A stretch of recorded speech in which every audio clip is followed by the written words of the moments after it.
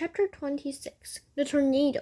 The weather forecast warned of possible tornadoes that day, but despite their scientific equipment, experts still couldn't predict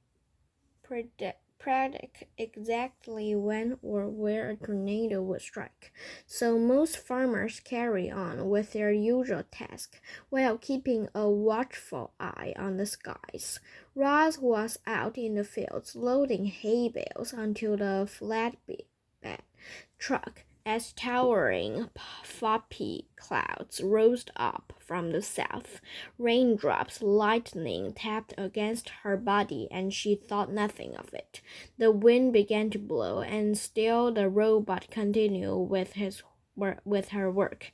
It wasn't until the first flash of lightning that Roz finally called it quit. She climbed onto the back of the truck, and it automatically rolled across the hayfield toward the driveway. The storm developed quickly. Dark clouds started swirling and bulging downward, lower and lower, like a giant twisting finger pointing at the countryside. A tornado was beginning to form. When the truck reached the driveway, Roz roared, "Drive faster!" The engine revved, the tires kicked up gravel, and the robot held on tight. The funnel cloud continued stretching downward. It flushed the tree line. The leaves explored into the air. Dust whirled around and around, rising higher with each spin. Then the tornado touched the ground, and siren sound in the distance, but the tornado was growing noisier and angrier as it blew in from the fields, and the siren was quickly loosed to the howling winds. The truck charged up the driveway and into a cluster of farm buildings. Roz looked ahead at the house and saw frightened faces in the windows. "Go to the storm shelter," she howled in her loudest voice. Then she leaped out the truck and ran to help the sheriffs. Leaves and sticks flew sideways, whipping against the robot's body, knocking her off balance. Behind her, the farm buildings rattled and groaned. The milking parlor was shaking violently with a long, terrible screech. Its entire roof peeled off and sailed away on the wind. Four blurry shapes appeared in the backyard. Mr. Sheriff shielded his face and hobbled alongside the house toward the storm shelter. He threw open the door and waved everybody down the stairs. Oscar went first, then Jaya, but Jed wasn't moving. Come on, Jed," yelled his father. The boy stood still, shaggy hair flying everywhere, and stared up at the towering, twisting tornado.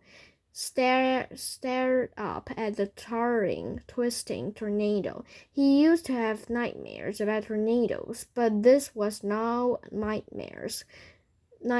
It was real, and it was getting closer. The clouds swirled faster, the wind roared louder, the trees bent down to the ground. Jack suddenly felt a strong arm around him, and Roz whisked him to safety. Mr. Sheriff reached up from inside the shelter, desperate, grabbed for his son, and just when Roz thrust the boy into his father's arms, a blast of wind slammed the shelter door closed and swept out our robot away. At first, Roz didn't realize she was in a tornado. She kept expecting to fall back to the ground, but the wind only lifted her higher and higher. She saw the treetops and rooftops and faraway fields. More of the countryside came into view with each spin around the funnel cloud. Our robot survival instincts were blaring in her head, urging her to protect herself. But what could she do? The tornado was in control. The winds whirled her up and around, up and around. Roz could almost imagine what it was like to fly, and she thought of Bright Bill. It seemed her final moment would be spent in her son's airborne world. Roz wasn't the only thing swept away in the storm. Dust, gravel, leaves, branches, fence pots, and farm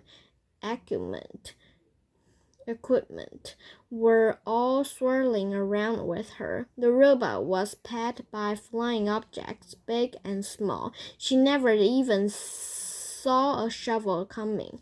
The heavy tool wheeled around, and the tornado, and clang, it hit the back of her head. Everything suddenly went dark while Roz was still up in the sky. Chapter 27. The Broken Robot. The sheriffs found their robot power off, lying in a ditch by the road. Her left leg was crumpling beneath her torso, her right arm was twisted around a tree trunk, and her whole body was covered in new scraps and dents. Together, the family heaved Roz into the bed of the pickup truck, where Oscar was waiting. The dog sniffed her broken body while the sheriffs climbed in beside him. Then Rambler turned around. The road was littered with debris from the storm, and the truck had to drive slowly. As they bounced along, Jed pressed a button on the back of Roz's head. She powered up, and her great voice automatically said, "Hello, I am Razum Unit 7134, but you may call me Raz." Oscar licked the poor robot's face, and Jet leaning close. "Raz, can you hear me? Are you okay?" "Hello, Jet. I have broken limbs and minor damage to my computer brain. My systems are now repairing themselves. Please stand by." The robot's glowing eyes paused as her recovery program did its job, and before long, Raz sounded like her old self. My computer brain is now fully functional." Jed wrapped his arm around the robot and sobbed. "I'm so sorry, Roz. It's my fault the tornado got you. Please don't be mad." Jaya was crying too. She pulled her brother and her dog and her robot into a big hug. Mr. Sharif wasn't much of a hugger, but he reached over and laid his hand on Roz's shoulder. They stayed like that for some time, quietly holding one another. The shock of the tornado was fresh, and it felt good to be together. "Mr. Sharif, I apologize for leaving the farm without your permission," said the robot. The man smiled. "No need to apologize, Roz. I'm just glad you're alive." "How are the cows?" said Roz. "The farm is a mess, but the cows are fine," said Mr. Sharif. "We'll take you to the repair shop right now, and you'll be with the herb again soon." Chapter 28. The Shop. It was a small, sleepy farm town. A few trucks glided down the streets. A few humans sat on porches. A few stores lined the Penn Square. Rambler parked in front of a bright, quiet building. Then Mr. Sharif led the children with Roz, and he limped inside. "Welcome to the Tech Lab shop," said the woman in the white suit. "My name's Nathan. How can I help you?" Mr. Sharif was distracted by all the robots on display in the shop. They came in a dazzling variety of designs and sizes and colors. Standing still, eyes glowing, they calmly wait for someone to put them to work. When the man spotted a Razam unit, he suddenly remembered why he was there. I'm the owner of High Top Farm, he said, and we were just bit by a tornado. I heard the siren, said Nadam. Is everyone okay? My family's okay, but I've got a rosin unit outside who's in bad shape. The woman called over her shoulder. Patch, bring the rosin repair kit. A robot marched into the room, carrying a large case. He looked similar to a rosin robot, but he was shorter and wider. The word patch was lighter edge on his torso. Mr. Sharif led Nadam and Patch out to the truck, where the children were chatting with their robotic friend. Madge quickly scanned Raz's broken body and announced the cost of the repairs. The man scorched his chin, mulling over his options, until the children blurted out, "Just fix her." Mr. Sharif nodded, and Patch sprang into action with smooth, precise movements. The robot gently placed Roz on the ground. Then he grabs her broken arm and her broken leg and twists. There was a thwip sound as each limb popped loose. Then he took new limbs from the case and thwip popped them into place. In a matter of seconds, Roz was hauled back on her feet. Robots never cease to amaze me, said Mr. Sharif, admiring Roz's shiny new limbs. The makers really outdid themselves with these Razam units, said Nadam. However, you have our most basic unit. Would you like us to upgrade her software, or adjust her settings, or polish out these scratches? Would that cost extra? Nadam smiled. I'm afraid so. This basic unit is fine, said Mr. Sharif, but I need to order a work crew. Could you send one over to fix up my farm? Not a problem, said Nadam. I'll send a crew over immediately. Chapter 29. The Aftermath. High-Heeled Farm was hardly recognizable. Buildings were flattened. Equipment was missing. Debris was everywhere. The farm had no electricity, and the computer system was down. As Roz picked her way through the rubble, she realized she was off the grid. It would be hours before Mr. Sharif could track her electronic signal again. Was this the moment for her escape? No, Roz couldn't leave the Sharifs, not like this. Instead, she did what she could to help. The tornado had left behind a windy trail of destruction. Thankfully, it hadn't destroyed everything. The barn was leaning to one side, but it was still standing. Roz forced open the door and found the cows nervously bunched together in a corner. You are all safe now, said Roz in her calmless voice. How is everyone feeling? The robot was answered by a chorus of moos. How do you think we feel? I'm a nervous wreck. My whole life flashed before my eyes. The robot raised her hands to quiet and crowd.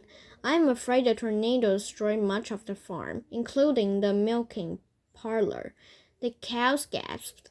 But we unders are after to burst, cried Tess.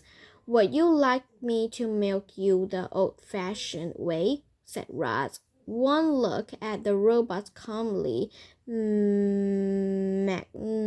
mechanical hands, and Tess shook her head. No thanks, she said.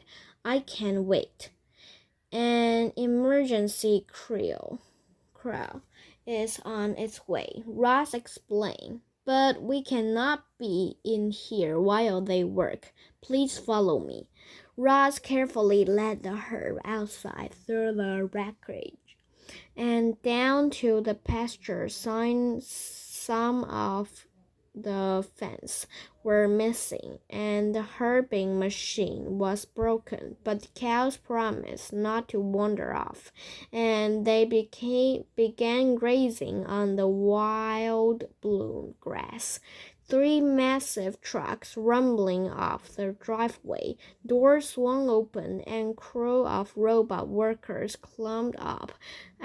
The lead robot checked in with Ross as the others began unloading supplies from the trucks.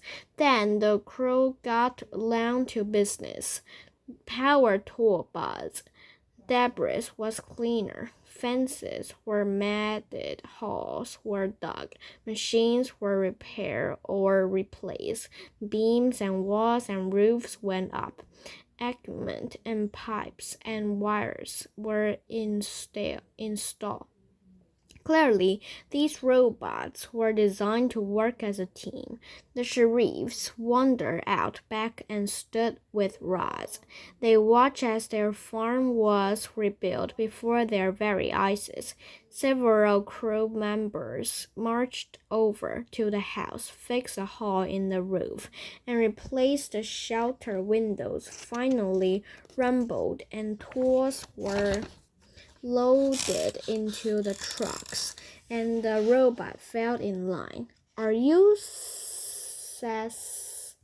satisfied with our work? Said the leader.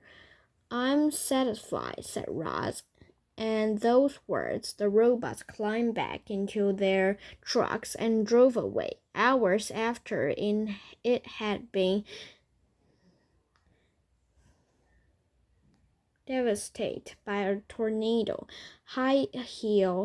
Hilltop Farm was better than ever. Chapter 30. The Gift. The children walked into the machine shed, past rows of Park Farm machines, and found Roz turning up the milk truck. We got you a gift, said Jet, smiling. The robot felt something like surprise when the boy handed her a box wrapped in silver paper with a big red bow on top. Can you guess what it is? Said Jaya. Roz started guessing. A bucket? A rock? A hammer? A turtle? A can of? Okay, you can stop guessing, said Jaya. Don't forget to read the card, said Jet. Nestled under the ball was a little card. Roz opened it and read the following words. They were written in Jet's messy handwriting. Dear Roz, thank you for taking such good care of our farm and our family. We sent all our savings on this gift, so you'd better like it. Love, Jaya and Jet. P.S.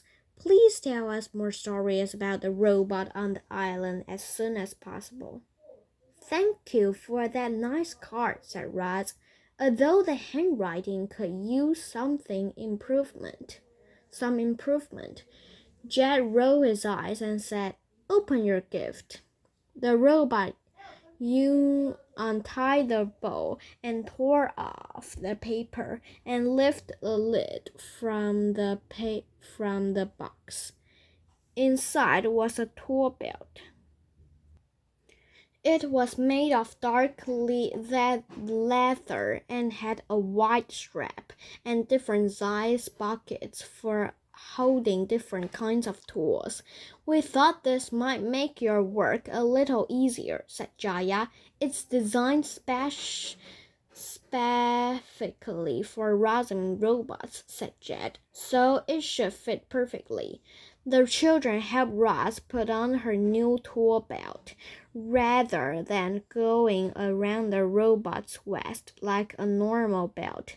It went diagonally around her torso. Jed looped it over Roz's left shoulder and down around her right hip. Jaya laced the trap through the buckle and tightened it until the tool belt was swung and recurved across her chest. Do you like it? Said Jaya. I like it very much, said Roz. Thank you for this lovely gift. The children smiled and hugged the robot. They really seemed to care about her. Roz wondered if they cared enough to help her escape from the farm. One of these days, she would have to risk everything and tell them the truth. For now, however, she did the next best thing. She led Jaya and Jed out to the oak tree and tell them another story about the robot on the island. Chapter 31. The campfire. Wood smoke billowed up from the backyard and drifted across the farm. Roz was building a campfire for the sheriffs. In her old life, the robot made fire by cracking special stones together until she got a spark. In her new life, she used a lighter. The family sat around the rippling flames and gazed up at the stars. The dog stretched up on the warm ground. The robot was standing nearby, but her thoughts were far away. Her computer brain was strolling back through the memories of campfires and of shagging with Brightbill. Fluffy white marshmallows were skewered onto the ends of sticks and then roasted above the flames. The children laughed as their marshmallow caught fire. They liked them charred on the outside and gooey on the inside. Their father preferred his even brown when the sheriffs weren't stuffing their mouths. They were chattering happily.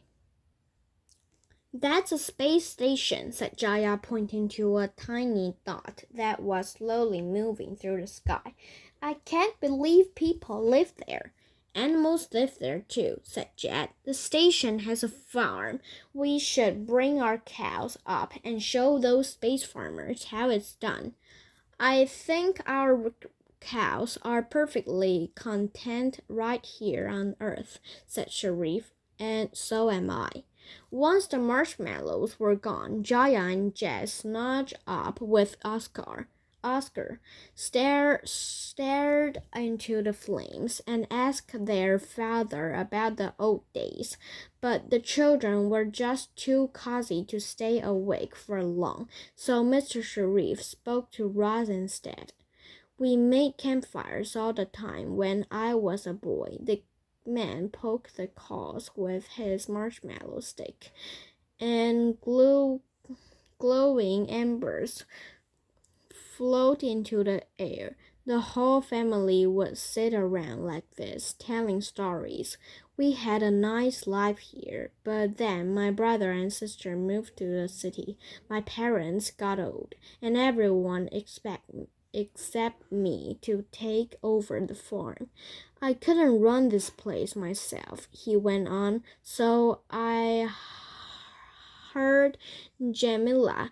I did the farm work and she managed the business. We made a good team and then we fell in love.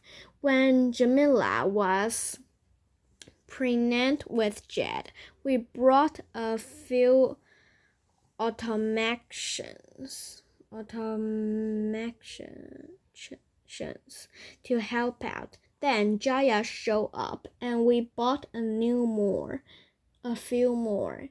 If I'd knew none one of those machines would be the death of her, the farmer's voice trailed off. Roz want to know more about Jaya and about Mr. Sharif and Jamila and about Mr. Sharif and about the rest of his family, but a normal robot wouldn't ask personal questions, so she kept her questions to herself and dropped another log on the fire. Chapter 72. 32. The Old Barn. Long ago, Hilltop Farm was a very different place. The original farmers grew vegetable gardens and fruit orchards, and they raised chickens and sheep and goats. The farm had changed a lot since then, but there were still signs of this past. Low stone walks lined some of the fields. A rusty tractor sat in the weeds, and hidden within a dazzling wood grove was the old barn. The barn hadn't been us in the generation over the years. Tree had quietly grown up around it, and moss had spread across its roof, but the barn was still strong and solid. And Roz took a look inside. The big barn door stretched along its rails. "Hello," said the robot, peering into the darkness. "Is anyone here?" A mouse squeaked and scurried out of sight, and then Roz had the barn to herself. She stepped through the doorway and switched on her headlights. The vast interior was crisscrossed with thick wooden beams. Stairways and ramps led up to lofts and platforms. Lanterns hung from hooks on the walls. Old-fashioned farm equipment lay here and there. The barn still had the faint smell of farm animals, even though none had lived there in ages. A large truck sat on a work table covered in dust. Roz carefully opened the lid and examined its contents. A collection of farming magazine, a pair of leather gray gloves, a pencil knob, and then she noticed a small journal. The name Kairos Sharif was elegantly scrawled across its cover. The pages were filled with his handwriting notes and hand-drawn diagrams about raising livestock and growing crops and building barns, about working the land with the help of strong animals and simple machines. Kairos Sharif had also jotted down his thoughts about the long history of farming. He believed that the modern world owed his entire existence to ancient farms. When easier humans first started growing their food, those farms were small and primitive, but they support villages, which became towns, which became cities. The writings were so wise and insightful that Roz read the journal from cover to cover, By the end, she almost felt as if she knew Kairos Sharif, whoever he was. The jewel was a treasure, and she tucked it into a pocket of her tool belt for safekeeping.